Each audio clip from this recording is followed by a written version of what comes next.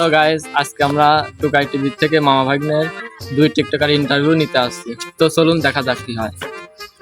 মামা ভাগ্নের টিকটকার না, আমি মামা ভাগ্নের টিকটকার না, আমি এখানে কাজ করি। তো ওরা কই গেছে? ওরা টিকটক করতে গেছে। তাহলে ফোন দেন, আমি তাদের ইন্টারভিউ নেব। গাইস আমি চাকরি মামা।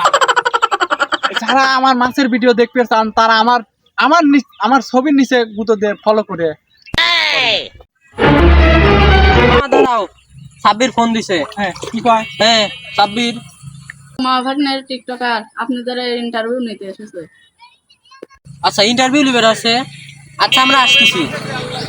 আচ্ছা ওরা আসতেছে, আপনি আমার সাথে ভিতরে চলুন। আপনারা টিকটক কিভাবে আসছেন আমাদের যদি একটু বলতেন। আমরা টিকটক কিভাবে আসছি মামা?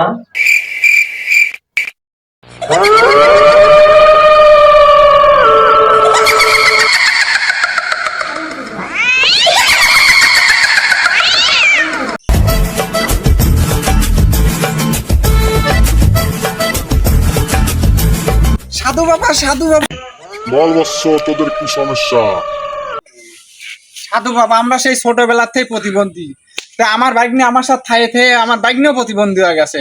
তো এর সমাধান কি, একটা সমাধান দিয়ে দেন সাধু বাবা। বুঝতে পারছি তোদের সমস্যা সমাধান টিকটক। সাধু বাবা, তাহলে টিকটক করলে কি এই সমাধান হয়ে যাবি? তোদের জন্যই টিকটক তৈরি করা হয়েছে। যা অবশ্য তোরা তো এখন টিকটক করা শুরু কর। ঠিক আছে সাধু বাবা, তাহলে আমরা টিকটক করা শুরু করে দেই বাইক নিয়ে সাথে করে। হ্যাঁ আমি বুঝতে পারছি বিষয়টা কি। তো ভাই, আপনি যে টিকটকে যে ইন্টারভিউ লিবে রাইছেন, আপনার হাতে তো মাউস পিসি নাই দেখতেছি। কি দিয়ে ইন্টারভিউ লিবেন না? শালা সস্তা টিকটকার ব্লুটুথ মাউস দিতেছে না। কিছু কি কইলেন ভাই? না মানে আমি কিছু করিনি। ও আচ্ছা, তো মামা ভাগ্নের টিকটকার আপনারা কি টিকটকই করবেন না আরো দূরে এগিয়ে যাবেন? না আমরা শুধু টিকটক না, আমার মামার 53 বছর বয়সে একটা মেয়ে পটাইছে। তো কিছুদিন পর মামা বিয়ে করে কাপড় ব্লগ শুরু করবে। আমাদের লজ্জা শরম নাই, তো আমরা টিকটক করে রাখি। ও আচ্ছা, আমি যতদূর জানি টিকটকারদের কেউ সম্মান করে না, দেখতে পারে না। না রে বাবু, ওই সবাই তো টিকটক করে, সবাই কি সম্মান পায়? আমরাও সম্মান পাই, তাই না মামু? হ্যাঁ মামু।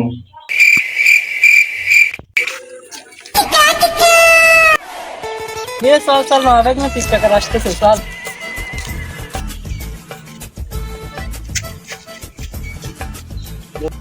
ভাই এই এত মানুষের মধ্যে অটোগ্রাফ কাক দেবো, কাম কে আছে, ছবি তুলি নেই, তাই ওরে ভালো হবি নাকি বাপু? হ্যাঁ হ্যাঁ হ্যাঁ। কই এত মানুষ? আমরা তো মানুষ দুইজন, শালারা বন্ড মার। বুঝতে পারছি টিকটকারদের কত সম্মান করে আমার কথা। তো আমি শুনতে পারছি মানে টিকটকাররা সস্তা আর কম দামি পোশাক পরে। কি বলেন, টিকটকাররা সস্তার পোশাক কেন করবে? আমরা তো ব্র্যান্ডের জিনিস ছাড়া কিনি না। ঠিক না মামু? আরে বাবু ঠিকই কইছে। হ্যাঁ এই খেলন ভাই চালন একের মাল 120।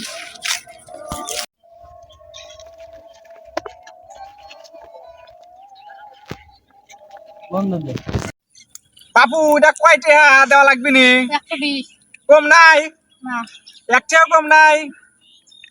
50 টাকা দেবো নে। না। বন্ধু আপনারা কি টিকটকার? ভয় রে বাবু, আমরা টিকটকার, সাইজ সুইজ দিয়ে বোঝো না? হ্যাঁ বুঝেছি। আপনারা ফ্রি নিয়ে যান। ফিরিয়ে নিয়ে যাবো। হ্যাঁ আচ্ছা মামা চলো।